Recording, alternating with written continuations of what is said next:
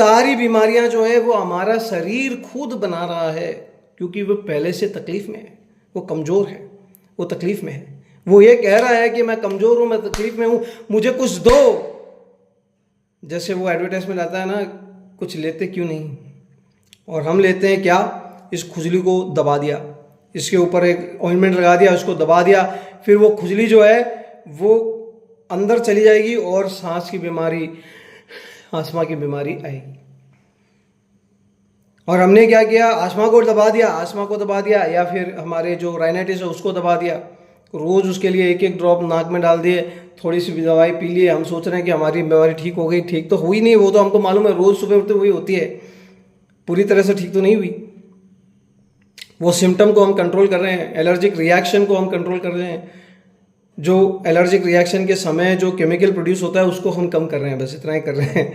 कुछ नहीं हो रहा है वास्तव में, ठीक है। तो ये एक बार हमको सिम्टम से हम फ्री हो गए, हम सोच रहे हैं हमारी बीमारी ठीक हुई, हमारी बीमारी ठीक नहीं हुई है, वो आगे बढ़ती जा रही है और शरीर जो है वो और भी कमज़ोर होता जा रहा है। अगर आप सही होम्योपैथिक ट्रीटमेंट उस सिंड्रोम के लिए, यानी कि एटोपिक ट्रायड के लिए लोगे हमसे, टाइम लगेगा, 6 महीने लगेंगे, 1 साल लगेगा, ये जो बीमारी है वो अंदर से पूरी मिट जाएगी। और उसके बाद में आप महसूस करोगी हेल्थ क्या होती है। जब मैं होम्यो कॉलेज में पहली बार गया था, मेरे को सांस उठता था, अस्थमा था मेरे को, दवाई मैंने ली वहाँ से, मैं बहुत शंकी था, मेरे को विश्वास नहीं था कि होम्यो से कुछ हो सकता है। मैं तो मॉडर्न मेडिसिन के लिए वापस पढ़ रहा था, एंट्रेंस देने के लिए। तो उस समय एक डॉक्टर से मेरा मतलब झगड़ा हुआ थोड़ा सा। मैंने उससे कहा कि तुम्हारे इससे छोटी छोटी गोलियों से कुछ नहीं होने वाला है। मैंने कहा मनोज ऐसे नहीं बोलना चाहिए। तो फिर मेरे को एक दूसरा डॉक्टर मिला जिससे मैंने बातचीत की। मैंने बोला कि अगर मेरा आस्थमा जो है वो ठीक हो जाएगा तो मैं थोड़ा विश्वास करूँगा। तो बोला कि हम केस लेंगे तुम्हारा। और उन्होंने बैठ के मेरी पूरी की पूरी जो हिस्ट्री है वो पढ़ी, और जो अभी मेरे को महसूस हो रहा था वो पूरी के पूरे एक बात उन्होंने पूछी, समझी, जांची, परखी। उस दिन उन्होंने दवाई नहीं दी, अगले दिन दवाई दी, कुछ दिनों बाद दवाई दी, और जब पूरा वर्कआउट करने के बाद में दवाई दी। और जब दवाई दी, ऐसे दवाई दी कि मेरा आस्थमा एक बार तो बहुत ज़्यादा हो गया। मैंने बोला कि आप क्या कर रहे हो, मेरे को रोज़ गोली लेनी पड़ती है, नहीं तो भी अब तो गोली से भी ये रुक नहीं रहा है, इतना हो रहा है मेरा आस्थमा। तो बोले कि गोली तुम लो, वो परवाह नहीं है, लेकिन बहुत ज़रूरत जब हो तभी लेना, ये ज़्यादा होके कम होने वाला है। जैसा उन्होंने कहा वैसा हुआ, वो पूरा कम हो गया। धीरे धीरे जो है आस्थमा कम होने लग गया। और उसके बाद में मेरे पाँव में 1 महीने के बाद मेरे पाँव में जो है एक खुजली आई बहुत बड़ी। और मैं खुजली के लिए डर्मेटोलॉजिस्ट के पास जाने वाला था, लेकिन मेरे को बीच में लगा कि इससे भी पूछ लेते हैं कि यह कुछ कर सकता है या नहीं कर सकता है, क्योंकि मेरे हिसाब से तो खुजली तो डर्मेटोलॉजिस्ट ही मिटा सकता है। बहुत बड़ी मतलब बहुत बड़ा एक इन्फेक्शन की तरह हो गया था पाँव में। तो इसने कहा कि नहीं नहीं नहीं, ये जो आस्थमा है वो बीमारी जो है ठीक हो रही है, वो बाहर निकल रही है। मेरे को भरोसा नहीं हुआ, मतलब ये कोई बात हुई। उन्होंने फिर मेरे को ऑइंटमेंट नहीं दी, एक मेडिसिन लेने के लिए, खाने के लिए दी। मैंने बोला कि ऑइंटमेंट के बिना ये कैसे ठीक होगा। मैं तो ऑइंटमेंट भी देता हूँ, अभी मैं होम्यो डॉक्टर ऑइंटमेंट भी देता हूँ। उन्होंने बोला कि ऑइंटमेंट की ज़रूरत ही नहीं है, तुम ये लो। मैंने ये ली और उन्होंने बोला कि इसका सेक करो गर्म पानी में नमक डाल के। वो मैंने किया, 2-3 दिन में ये पूरा सबसाइड हो गया। वो दवाई ली, पूरा का पूरा चला गया। वो जाने के बाद में आज तक मेरे को आस्थमा बोल के, यानी कि ऐसे जो सांस उठता था वो नहीं हुआ। रात को सो नहीं पाता था और गोलियां लेने की जरूरत ही नहीं। तब मैंने महसूस किया कि हेल्थ क्या होती है। इतने दिन तक मैं ये सोच रहा था कि मैं ये एलोपैथी की गोलियां ले रहा हूँ, मैं हेल्दी हूँ लेकिन मैं हेल्दी नहीं था। अब मैं हेल्दी हुआ हूँ, मेरे को कोई गोली लेने की ज़रूरत नहीं है, मतलब उस समय। तो आपको ये समझना चाहिए कि बिना बीमारी के भी आजकल वो लोग दवाइयाँ दे रहे हैं, एलोपैथी वाले। तो आपको ये बीमारी आगे जाके हो सकती है, अरे जब होगी तब तो ले लेंगे हम, लेकिन हो सकती है, इसलिए आप ये अभी से चालू कर दीजिए। तो ये जब आप अभी से चालू कर देने वाली जो दवाइयाँ हैं उसमें एक प्रॉब्लम है, यानी कि जब आप दौड़ रहे हो तो तो सुबह उठते ही आप सारे शरीर में मलहम लगा के, यानी कि ये दवाइयाँ जो है सोफ्रामाइसिन वगैरह या जो भी, मतलब अगर गिर गए हम तो क्या क्या लगाओगे, वो सब लगा के और दौड़ते हो? नहीं, जब आप गिरते हो तब वो लगाते हो। लेकिन ये डॉक्टर आपको वो दवाइयाँ दे रहे हैं, वही सेम दवाइयाँ, और कह रहे हैं कि वो अगर थोड़ा कम मात्रा में लिया जाए तो उसका अच्छा असर हो सकता है। अच्छा असर उनके बिजनेस पे हो सकता है, क्योंकि उनका बिजनेस बढ़ेगा, उनकी कंपनियां और भी ज़्यादा बेचेगी ये सामान। समझ रहे हो आप? वास्तव में क्या होता है कि इस दवाई के जो साइड इफेक्ट हैं वो आपके आ जाएंगे। एक दवाई है जो कोलेस्ट्रॉल को कम करने के लिए दी जाती है। वो दवाई जब एक बार कोलेस्ट्रॉल ज़्यादा हुआ, कम होने के बाद में अगर आप मेंटेन कर लोगे तो उस दवाई की फिर वापस ज़रूरत नहीं है। लेकिन अगर आप मेंटेन भी कर लोगे, कई समय तक आपने दिखा भी दिया कि कोलेस्ट्रॉल मेंटेन है, अगर वो खाने की वजह से हुआ है, आपके मतलब पेट है आपका बहुत ज़्यादा, आपका वजन है, आप बहुत ज़्यादा तेल वाला फूड खाते थे, उसकी वजह से हुआ था, उसकी वजह से वो वैल्यू ज़्यादा हुई थी, और आपने वो कंट्रोल कर लिया, आप एक्सरसाइज करना शुरू कर दिए, लेकिन फिर भी आप अगर उस डॉक्टर के पास जाओगे वो बोलेगा कि इसको कंटिन्यू करना है। आप अगर उसकी बात का भरोसा करोगे, कंटिन्यू करोगे, उसका साइड इफेक्ट है डायबिटीज। अभी तक आपके पिताजी को, माताजी को, किसी को भी जिंदगी में शुगर नहीं हुई थी, ये आपको हो जाएगी।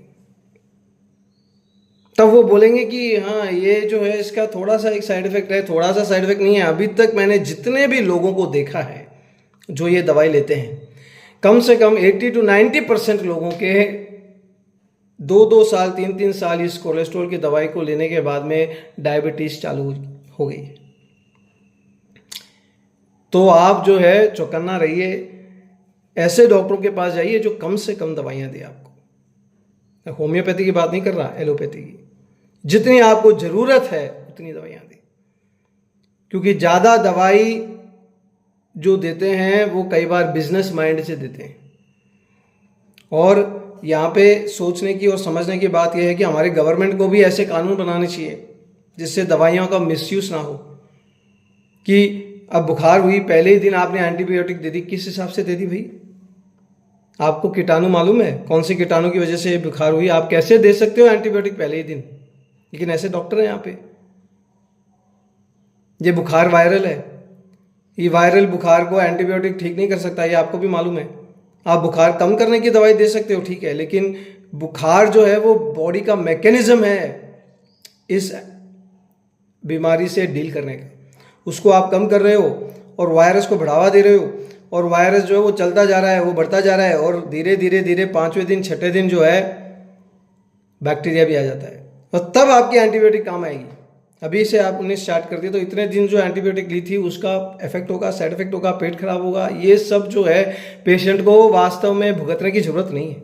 जब जरूरत है तब दीजिए, उससे पहले क्यों दे रहे हो सकता है एक हफ्ते वो अगर अच्छा पानी पिए, काढ़ा पिए और होम्योपैथी की दवाई ले, या रेस्ट करे, या सिर्फ जूस वगैरह पिए, उसके शरीर में ताकत आ जाए और उसका शरीर ही इस बीमारी से लड़के उसको हरा दे, और जो वायरस है वो चली जाए और वो ठीक हो जाए। उसके बाद में एंटीबायोटिक की जरूरत ही नहीं पड़ेगी। आप फालतू में उसको एंटीबायोटिक दे रहे हो। ये एंटीबायोटिक क्या कर रहा है, उसके शरीर के जो नॉर्मल रिस्पॉन्सेस है उसको खराब कर रहा है। जब भी कोई, क्या बोलते हैं, जब भी कोई लड़की देखी, वो नहीं कह रहा हूं, जब भी कोई बैक्टीरिया आता है उसके खिलाफ जो रिस्पॉन्स होना चाहिए वो रिस्पॉन्स अभी शरीर जो है डस्ट के खिलाफ दे रहा है, जो उसको देने की जरूरत नहीं है। समझ रहे हो? उसका जो इम्यूनिटी का जो रिस्पॉन्स है वो ऑल्टर्ड हो गया है, वो पूरा गलत हो गया है।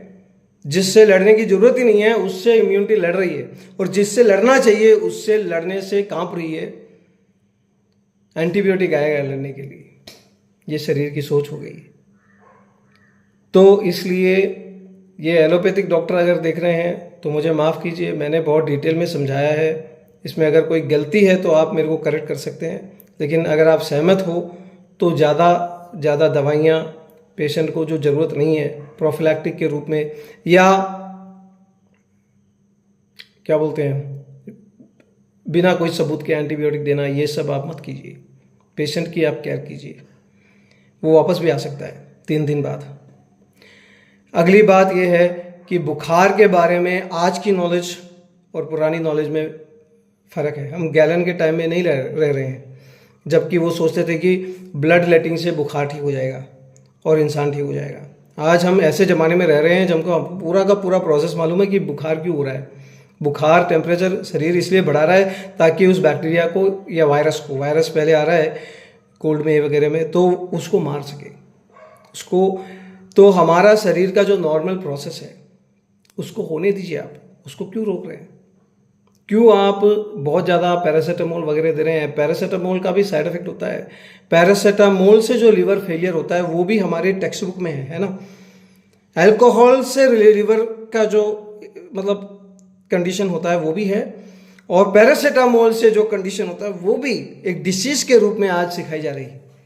वो डिसीज है, वो हमने पैदा की है। वो डिसीज बिना मतलब के पैरासीटामोल दे दे के, जब ज़रूरत पड़ेगी तब दीजिए, लेकिन बिना ज़रूरत के उसको देने की क्या ज़रूरत है? बोलिए कि आप टेम्परेचर कम करने के लिए स्नान कीजिए, पानी से रेस्ट लीजिए। अगर टेम्परेचर देखते रहिए, अगर टेम्परेचर इतना से ज़्यादा हो गया तब ये गोली दीजिए, नहीं तो मत दीजिए।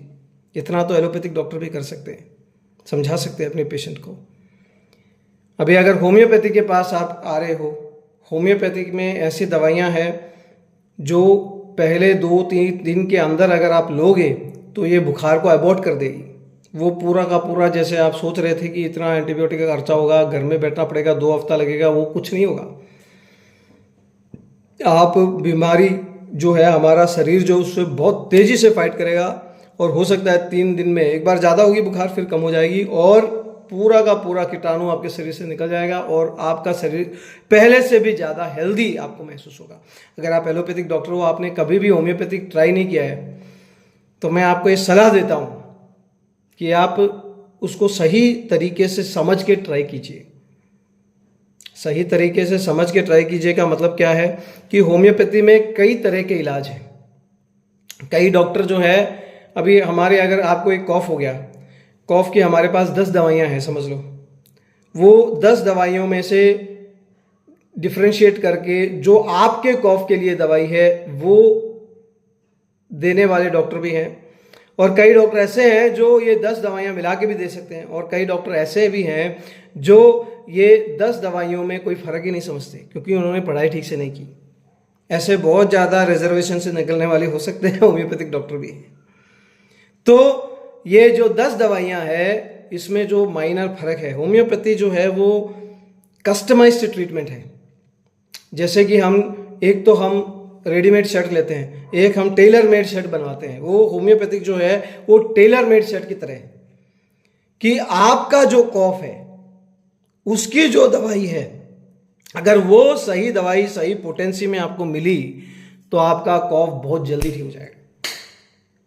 मेरे को रिसेंटली बुखार हुआ था, कमर में दर्द हो गया था, सर में बहुत दर्द, साइनसाइटिस हो गया। मेरे को सब सारे के सारे मेरे को ये पड़े हुए हैं, वो तो मेरे को याद आ गए इमीडिएटली क्यों हो रहा है, क्या हो रहा है, सब कुछ।